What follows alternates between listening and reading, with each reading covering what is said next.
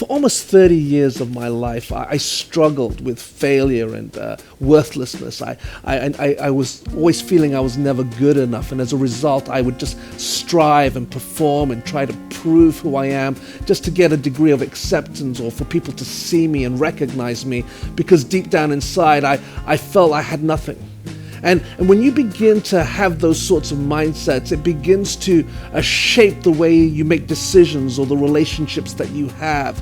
And as I journeyed through my own healing, as I came into my own breakthroughs, I soon began to discover that every human heart has really a desire for value, for worth, for significance, for acceptance. And I soon discovered that the only way that this could happen is when you encounter this word called love. You see, love gives worth to someone. It gives value to someone. In fact, when somebody loves you, you feel very secure with them. When somebody loves you, there's that acceptance. And you see, you can't truly understand the best you. You can't really discover how incredible you are until you can actually begin to love yourself. You know, as I said, when you're created in the image and likeness of God, actually what it's saying is that you are glorious. You are amazing. You are magnificent. Everything that we would maybe talk about who we believe God to be, that's actually the reflection of who you are.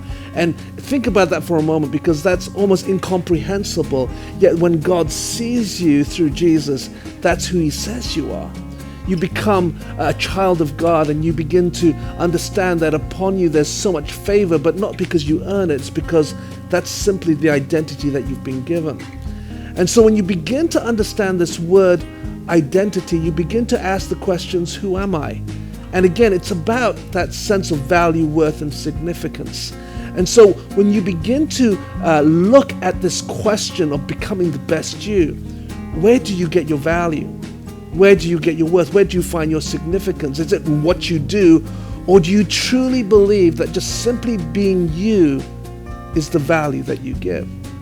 You see, Jesus says you are the light of the world. So what is that light? I believe that light is you. And when you become the best you become the best him, you become the best light, and that light transforms the world around you. And so I'm praying that you'll begin to wrestle with these questions of your value, your worth, your significance, that you begin to understand that love is the foundation. Because when you discover love, when you encounter love, when you allow the love of God to truly speak to your identity, then you'll discover that love changes everything. This is Steve Chua, praying that love transforms your heart so that that love can transform the world.